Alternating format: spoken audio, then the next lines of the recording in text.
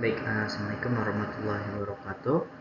Pada kali ini saya akan membahas sebuah presentasi mengenai analisis data pasien kanker payudara dengan metode decision tree, di mana pembahasan ini atau presentasi ini untuk memenuhi ujian akhir semester mata kuliah data mining.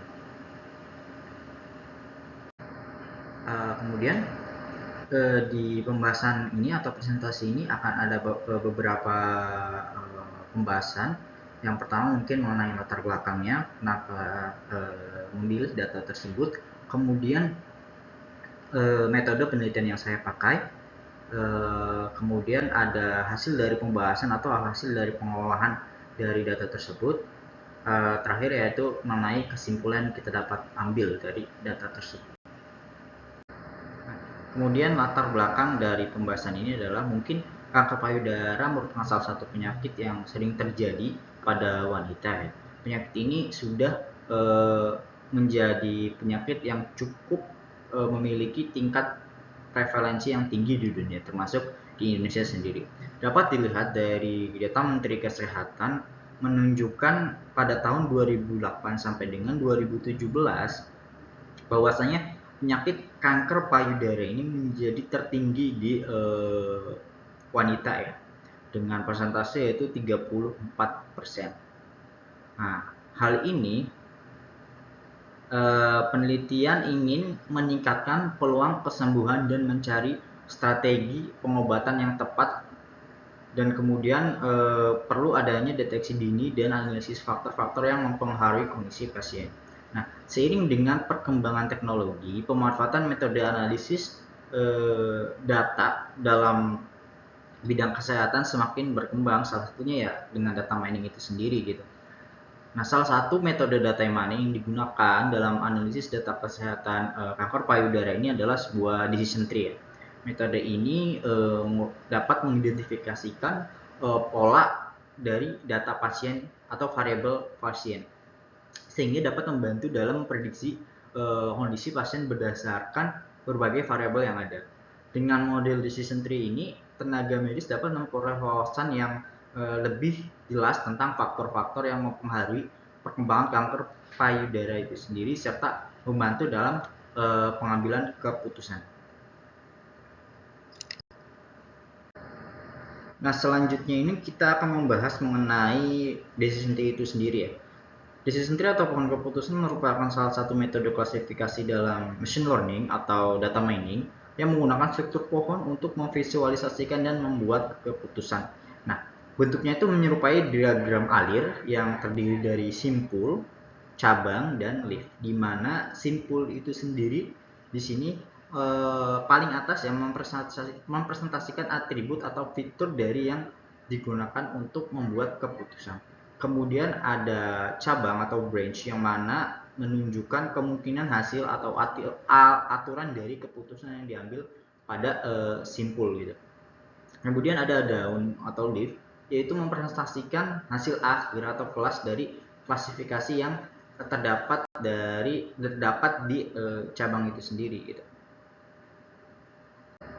Nah, dalam metode decision tree terdapat beberapa tahapan umum dalam mengolah data menjadi informasi yang berguna. Antara lain adalah mungkin yang pertama adalah persiapan data, di mana dalam tahapan ini data yang relevan dikumpulkan dan dibersihkan dari nilai yang tidak berguna ataupun nilai yang kosong, serta memastikan data tidak ada yang berulang atau redundant. Nah, kemudian pada step yang kedua atau tahapan yang kedua yaitu pemilihan atribut.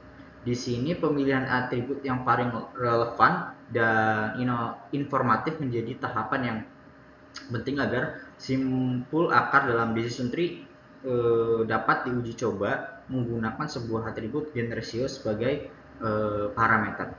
Nah, kemudian ada pembentukan tree. Dalam tahapan ini membuat cabang berdasarkan nilai-nilai atribut yang dipilih yang dapat dihasilkan secara otomatis di salah satu tools yang kita gunakan. Kemudian ada tahap pemangkasan. Nah, dalam tahap pemangkasan ini memangkas cabang-cabang yang tidak signifikan atau menyebabkan overfitting dalam hal ini artinya model terlalu kompleks dan tidak dapat digeneralisasi dengan baik pada data baru. Nah, tujuan dari pemangkasan ini ialah untuk menghasilkan pohon keputusan yang lebih sederhana dan akurat. Kemudian pada tahapan terakhir adalah interpretasi model. Tahapan ini menafsirkan model decision tree itu sendiri untuk memahami faktor-faktor apa saja yang paling berpengaruh terhadap hasil klasifikasi atau hasil akhir dari pengolahan data tersebut. Nah, pada penelitian ini penggunaan RapidMiner atau yang kita sekarang sebut AI Studio ya menjadi tools yang dipilih dalam makalah ini serta repository UCI atau UCI Machine Learning sebagai sumber data yang digunakan. RapidMiner memiliki beberapa keunggulan ya dibandingkan dengan tools lainnya, di antara lain ialah mungkin dukungan untuk berbagai metode karena di situ banyak macam metode. Kemudian memiliki kemampuan integrasi yang luas dan serta memiliki kemampuan visualisasi yang baik juga gitu. Oke baik, berikutnya saya akan menunjukkan sebuah dataset yang saya pilih dari UC repository. Dataset ini merupakan dataset ini berisi data mungkin pasien yang di UC repository datanya bernama breast cancer Coimbra ya, di mana dataset ini memiliki jumlah sampel 110 data. Bisa kita lihat di sini ada satu data yaitu klasifikasi itu sebagai label yang mana menunjukkan bahwasanya pasien healthy ataupun berstatus pasien kanker payudara itu sendiri. Nah, dataset yang dipilih memiliki beberapa atribut yang menjadi variabel dalam menentukan pasien kanker payudara dan satu atribut yang menjadi label. Berikut atribut yang terdapat di dalam set tersebut ya. Di sini kita bisa lihat ada classification sebagai label di mana nilainya itu ada healthy control dan patient, di mana healthy control ini bahwa menunjukkan pasien itu sehat, kemudian patient itu menjadi bahwa pasien itu mengidap penyakit kanker payudara. Kemudian ada umur, tingkat BMI. Biasanya tingkat BMI ini untuk mengukur kadar berat badan kita, normalitas berat badan kita. Kemudian ada tingkat glukosa, insulin, homa, leptin. Kemudian ada adiponektin ya ini. Kemudian ada resistin, kemudian ada MCP1. Nah, semua data ini pada dasarnya berbentuk sebuah integer ya ataupun real karena ini adalah sebuah angka. Oke. Angka di mana memang angka ini menjadi indikator tertentu untuk menentukan apakah pasien healthy controls ataupun memiliki atau mengidap atau memiliki resiko untuk mengidap penyakit kanker payudara gitu.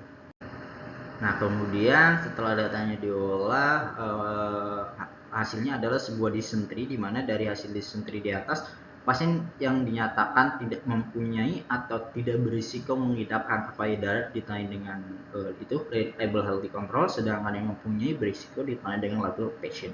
Nah, penentuan hasil dari decision tree ini berdasarkan dari umur responden, tingkat glukosa, BMI, dan leptin dan tingkat MCP1. Nah, kalau kita lihat di decision tree di sini untuk age yang kurang dari 33 ini relatif healthy controls, dan untuk umur yang lebih dari 33 dan memiliki tingkat glukosa lebih dari 119 ya. 119 ini cenderung memiliki mengidap penyakit, akan berisiko terkena penyakit kanker payudara ya. Kemudian dari tingkat glukosa yang kurang dari 118.500 ini ya, kemudian memiliki tingkat BMI lebih dari 34 berapa, sekian, 9 gitu, dan serta umur yang lebih dari 82 itu relatif healthy control. Kemudian kalau misalkan itu dengan umur yang di bawah 82 dan memiliki BMI lebih kurang dari 34 itu, dan juga leptinnya lebih dari kurang dari 5,4 ya, ini itu memiliki kecenderungan healthy control. Dan untuk MCP1 itu kalau misalkan lebih dari 77,105 ya, itu kecenderungannya adalah memiliki diagnosa pasien atau beresiko mengidap penyakit kanker payudara. Ataupun kalau misalkan kurang dari 77,105 itu diindikasikan healthy control.